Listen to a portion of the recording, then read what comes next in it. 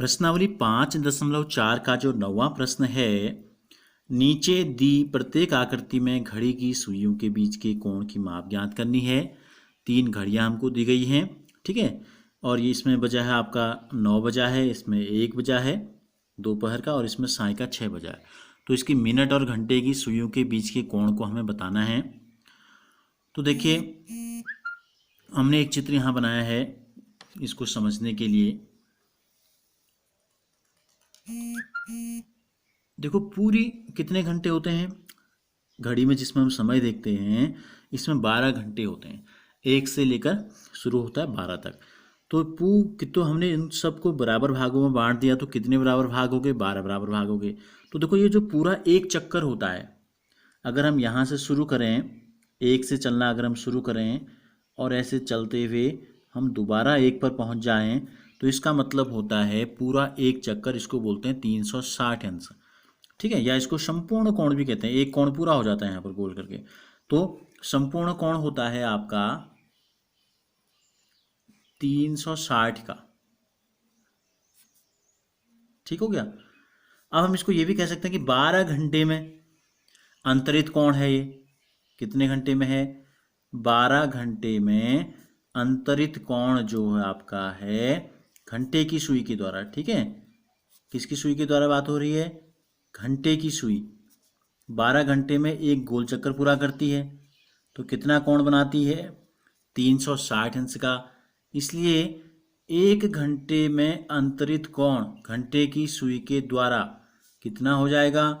360 के 12 बराबर भाग कर देंगे। देखो, 12 3 36 और 1 0 लग गया। तो यानी कि हमको ये पता चला कि अगर 1 घंटा, घंटे की सुई अगर 1 घंटा चलती है, 12 में थी 1 में पहुंच जाएगी, तो कितना कोण घूमेगी? 30 अंश। 1 से 2 में जाएगी, फिर 30 अंश। 2 से 3 में जाएगी, फिर 30 अंश। यानी कि हर 1 घंटे में 30 डिग्री का कोण घंटे की सुई के द्वारा घुमा जाता है, ठीक हो गया। अब हमको जो बताना है, इसको ए ले लेते हैं आकृति, इसको बी ले लेते हैं, इसको ले लेते हैं आकृति नंबर सी। तो ए के लिए निकालते हैं। देखो, घंटे की सुई कहाँ पहुंची है? 9 में पहुंची है। अब लेकिन यहाँ जो दोनों सुइयाँ आपको दिखाई गई है, एक घंटे की है और एक है आपकी मिनट की। तो हमें जो ये निकाला, हमने ये बताना आपको चाह रहे थे, जैसे कि ये देख लो आप, ये बिंदु सेंटर है इसका सुइयों का। तो एक 7 में और एक सुई अगर 8 में हो, चाहे कोई भी 2 सुइयाँ क्यों ना हो, इन दोनों के बीच में अगर 2 घंटे में है, तो इन दोनों के बीच का जो कोण बनता है वो बनता है 30 अंश। कितने अंश का कोण बन रहा है? 30 अंश का। तो इसी प्रकार से अगर हम क्या कर दें, कितने घंटे बन रहे हैं इनके बीच में, देखो आप, 1 2 और 3। तो 30 को 3 बार जोड़ दो या 3 से गुणा कर दो, तो कितना आ जाएगा? 30 3 90। तो 3 घंटे कवर कर रहे हैं, इनके बीच में आ रहे हैं 3 घंटे। तो हम इस प्रकार भी लिख सकते हैं कि 1 घंटे में अंतरित कोण कितना है?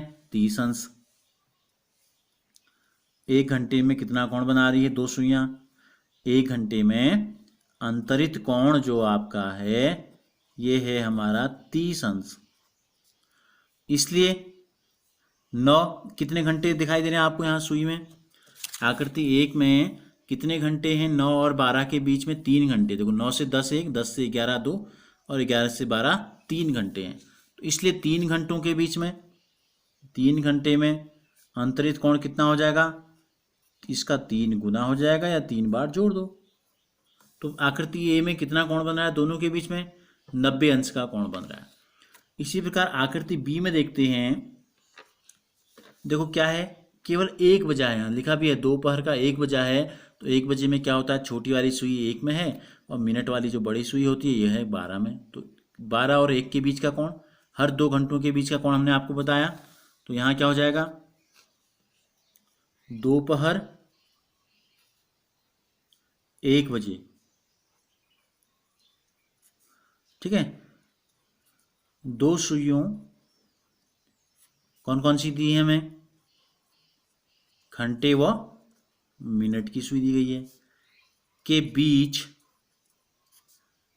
का जो कोण होगा, 1 ही घंटा अंतरित हो रहा है, तो सीधे सीधे लिख देंगे 30 अंश, ठीक हो गया।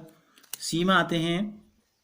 क्या है? देखो, 6 बज रहे हैं, शाम के 6 बज रहे हैं। तो देखो, घंटे वाली जो सुई है 6 में और मिनट वाली सुई बार में। तो इन दोनों के बीच में कितने घंटे आ रहे हैं? यहाँ से यहाँ तक 1, यहाँ तक 2, 3, 4, 5, 6। तो 6 घंटों में कितना कोण बनेगा? जब 1 घंटे में कोण बनता है 30 अंश का। 1 घंटे में अंतरित कोण कितने का है? या 2 घंटों के बीच में क्रमागत कोण भी कह सकते हैं, 30 अंश है। तो इसलिए 6 घंटे में अंतरित कोण कितना हो जाएगा? 6 गुणा 30, यानी कि 6 3 18, 1 0 लगा दो, 180 अंश। तो कितना आ गया? इसमें हमको पता चल गया, ये आपका आ गया 180 अंश, ये आपका आ गया 30 अंश, और ये हमारा आया था 90 अंश। तो इस प्रकार से हमें क्या बताना था? इन सुइयों के बीच के कोण आपको बताने थे।